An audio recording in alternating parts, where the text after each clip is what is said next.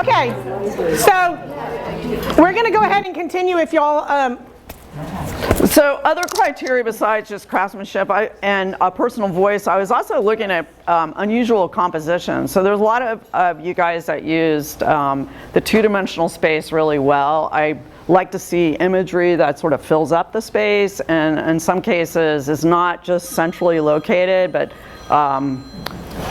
even though there's a couple of compositions in here that are like that, but you can see most of the works have sort of a dynamic composition in terms of their visual space. The sculptural work, there's not a lot of it, but what's in here is really well accomplished and really crafted beautifully. So I totally appreciate that as being a 3D artist. I have sort of an affinity for that. Some of the pencil work, some of the drawing work was super beautiful, and a lot of the painting too. There's a lot of good painters in this room, so you guys should give yourselves a hand. We have survived a fire alarm and all sorts of stuff today. Oh my gosh, it's crazy. The weather's nuts and everything else. So I would like to open it up for if you have any questions of me that you would like to ask. I would feel fine to field some of them. Anybody out here? Yes. Do you enjoy being a judge? Wait, what just happened? All right, well, I do actually. I feel like it's something that I've been doing for a really long time. I mean, as an art teacher at St. Pete College for 32 years, I've been critiquing students' work for a long time. Critiquing work, I used to teach my students, it's actually a skill set.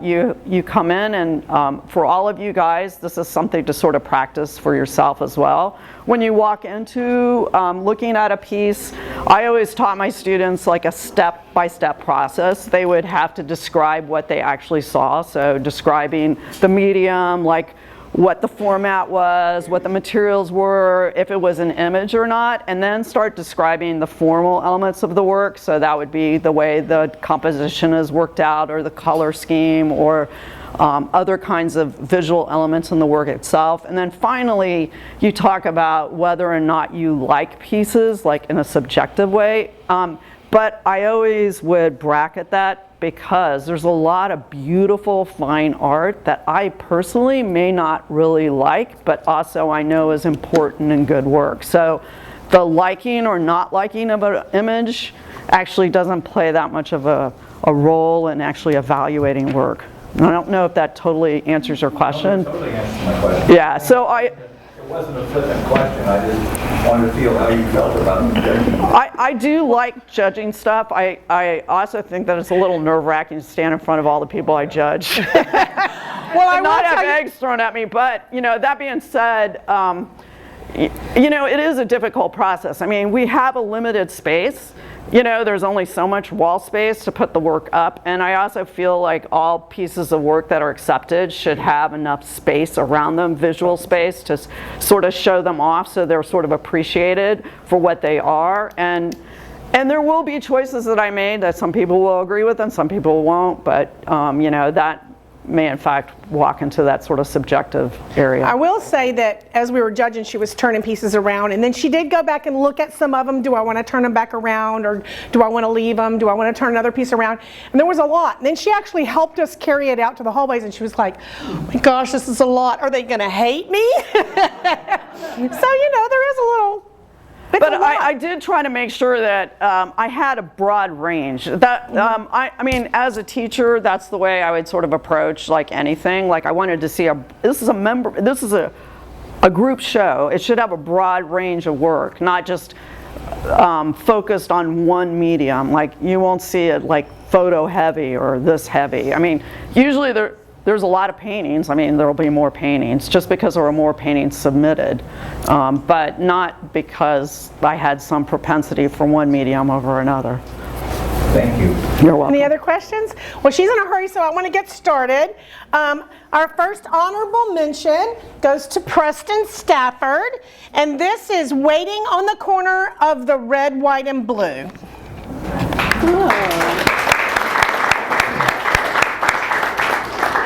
Okay. How's that? So in this particular piece, I was looking at a couple of different things. There's a really interesting kind of narrative about the person that's so small, sort of dwarfed by this larger building. And I was also interested in the graphic nature of the building, how it's set up on the background of that blue. It's a really clean image, but it seemed like it sort of told a story. My nose is It's all right. getting ready to go. Okay. The next award goes to Liam Vo. It's entitled The Empty Chair, and it's an acrylic.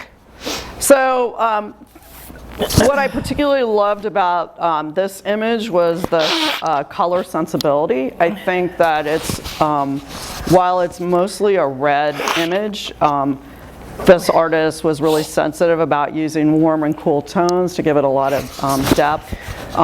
There's a real beautiful sensitivity to mark making in this, and also I was really interested in the way these chairs sort of read behind this piece. So they sort of play off the lattice work that's in the leaves themselves, and then this is sort of another kind of mirroring of that.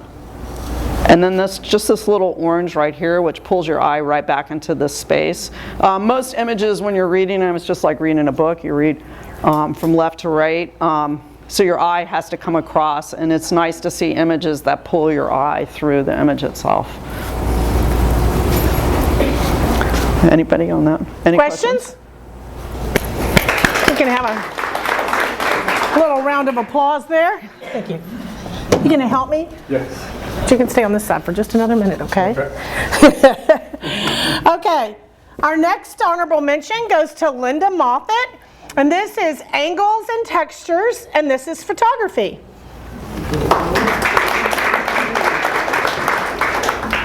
Is that high enough? It's probably a little difficult to see for a lot of you in the back because it's a black and white image, but this one was really beautiful, and just in terms of the way this photograph set up a composition of textures, and also the sense of depth in terms of the perspective that's set up with the way these roof lines sort of fit together. I thought this also was evocative of a certain kind of narrative. You know, you would walk into that image like visually and sort of try to make a story about what that was about. And it sort of evokes a sense of history as well. It feels nostalgic. Okay. And our next honorable mention goes to Candy Cardenas for Desert Hardened, and this is a watercolor. So, And Tony can hold it. all of this artist's work were, I mean, exquisitely crafted. Like, it has a beautiful sensibility in terms of the handling of the medium, which is also a very difficult one, watercolor. I also think that because of the way the figure is set up and the eye contact that comes out of it, it's like visually arresting. And it caught my eye immediately when I came into the room. So I just think it's a really beautiful image. So good job. Is that yours? It's really beautiful. Anybody have any questions about candies? No, we're going pretty fast. So our first award of excellence goes to Bo Williams, and this is a photograph. It's entitled Spirit Light. Bo? Yeah, that's what it is. Spirit Light. Okay. My handwriting is... Well, you know, yep, that's right. I also walked into the room and was really just sort of affected by this image, because it's another one of those images you feel like you can walk through the space. It's both nostalgic. I mean, everybody obviously can see it as a landscape, but because of the way it's burned out in the middle, it's just sort of beautiful in terms of keeping it almost like surreal, sort of a dream-like landscape.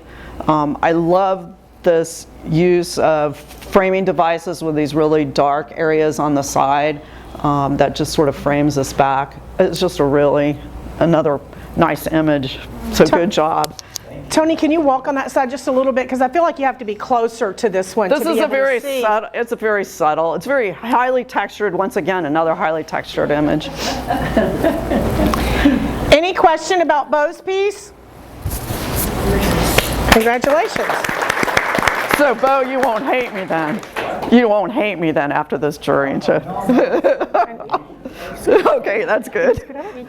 Our next award of excellence goes to Trent Manning for this sculpture here, and I can't remember the title. Trent War, huh? Echoes of War. Is this your piece?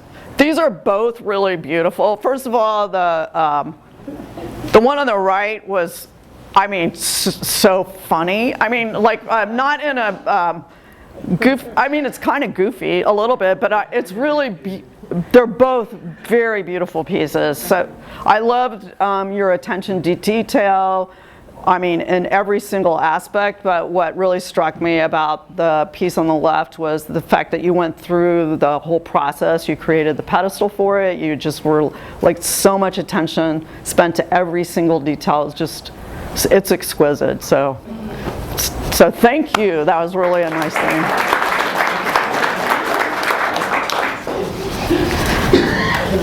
Our next award of excellence goes to Fred DeMichael. And this is also your sheet is missing. is it- Fred, oh, here it is is, that you? over here, on the wrong corner. Off the Tourist Path. Okay, I loved all of your paintings.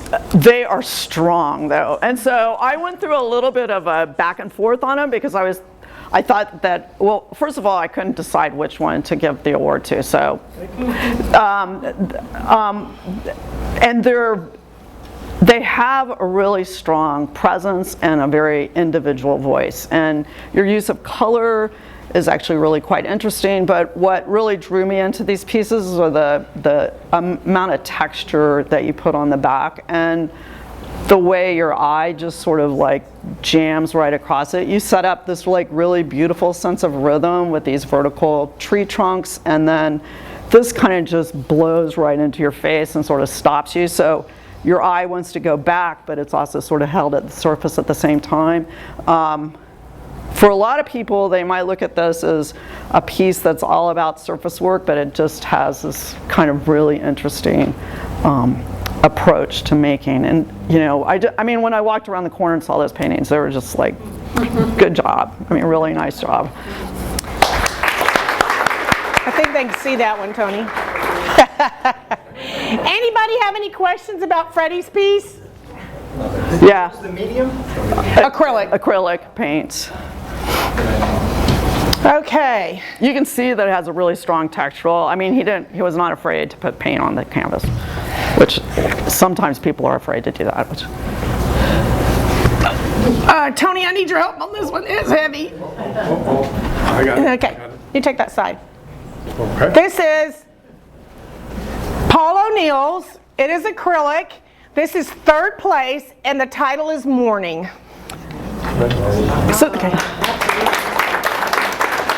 So this is another example of, I saw the paintings more or less like your work as a triptych in a certain way. So I just thought that these had a really strong visual presence, and this is another piece that seems to tell this really interesting narrative. All of them do, but they also look to me like references to art historical imagery, so and sort of rendered in this really graphic, posterized way. So I thought these were really quite interesting. So all three of those pieces are in the show, and once again, it'll be a staging nightmare because you'll have these like really like, these are strong visual pieces which can overpower smaller pieces, which is a little difficult, you know. So our hanging and installation committee is amazing. They can handle that challenge. Yeah. Okay, so Yeah. we'll put that one right over here. Morning. Morning? I thought of it as M-O-R-N? morning. Morning, like good morning? Yeah, But good I also question. felt like it was, but you could read the title both ways. Yes, good question. Good Yeah, question. that was a good question. I saw it as both ways. That's the way I sort of read it. Paul's not here, but we can still give him a round of applause. Second place goes to a mixed media piece. by Polk Kennemuth, and it is, tell me the title, Tina? Oh my goodness. Unseen, unheard. Unseen, Unheard. So I thought this was a really great installation of mixed media, both with text and sort of interesting found objects. I would suggest even though I know both of those pieces are like put together because the same artist made them, that maybe they get sort of split up a bit, but I think the wall that piece is on is nice because it gives it its own sort of like visual containment. I love the way the pages spilled over onto the floor and the way they're stitched together. I mean, it's just really kind of an interesting piece. Oh, Tina! It's really beautiful. I love that piece. I mean, you know, really, so that's your work. Nice job. Thank you. Really nice job. Okay. Oh gosh, anybody have any questions? See, you thought that you upset them in a way you didn't think you were going to upset I know them. what, I'm probably sorry. It's a beautiful piece. Really good job. Anybody have any questions about Tina's artwork? Okay. And best of show is a mixed media piece as well. And this is Bonnie Liss, and it's TV Dinner with Mom. So where's Bonnie? So when I walked in, I felt like I was looking at almost like an Alice Neal-esque sort of portrait. And as soon as I walked in the room, I just grabbed that piece immediately. So. And for everybody in here, the difference between first, second, third awards of excellence and the merit awards is very small. I mean, it's almost like an intuitive sort of choice. I love the way this figure just basically engages with the viewer immediately. The sense of mark making also is really beautiful. The background, the way it sort of emulates the hair, and you've got this really sort of beautiful passageway of this real warm orange. I mean, it's really nice, and that's a really nice portrait. Thank you. I mean, really nice. And you know, I think that when people are doing portraiture, they a lot of times try to be so like photorealistic, but sometimes just the idea of making marks and sort of building the surface up is really the best way to approach painting. But so congratulations. Thank you. Anybody have any questions for Bonnie or for Kim? Was that painted on a black canvas to begin with? It's actually painted on a piece of scrapbooking paper. Oh. Black cord is a piece of black scrapbooking paper, and it's painted with wash and magic marker. Oh, wow. Fat marker and then wash. Wow. Yeah, it's just very expressive. And Thanks. if you've been painting your whole life, then I am. yeah. And you can really tell that's her mom, too. Yeah, it's beautiful. You know, I was looking at all the work. You know, there was a certain moodiness to all of these pieces. I think to a certain extent, that might have been me racing across the bay, like trying, you know, to beat my way across like I-4, which is a horrible nightmare, or getting lost. I sort of got lost, so I was here late. So that added to my anxiety as I was driving here. Listen, we all had anxiety this morning when the parking lots were all closed and everybody was trying to get here. You've got to turn this way and that way, and some barricades. And I'm like, oh my God, I have no idea where I'm going. I'm like, please, like. And then I found some poor guy who was like dumping garbage. I go, where is this art center? Because I ended up on the backside of the building. So. And then there was a fire. And then we had, yeah, Fire. Nothing can be easy, right?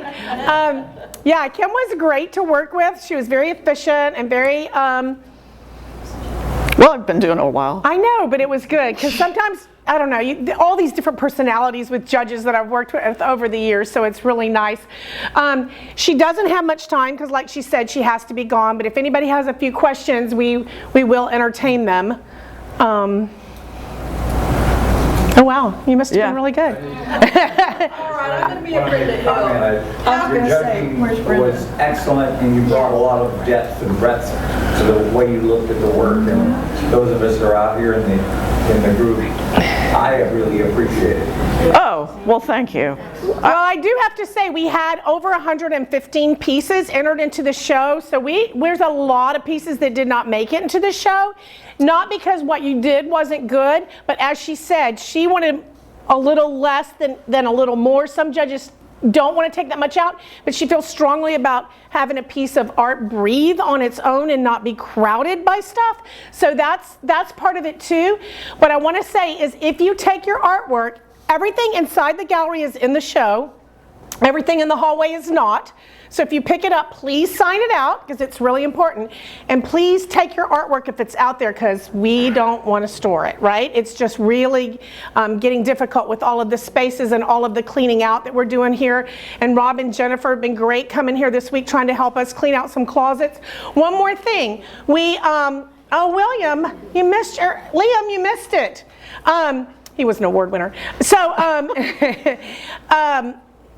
the other thing I wanted to say is, you may have already put up all your Christmas tree stuff, but if you haven't, Christmas tree stands, lights, garland, whatever you have, we will take because it's going to help us next year to be able to get started for Festival of Trees next year.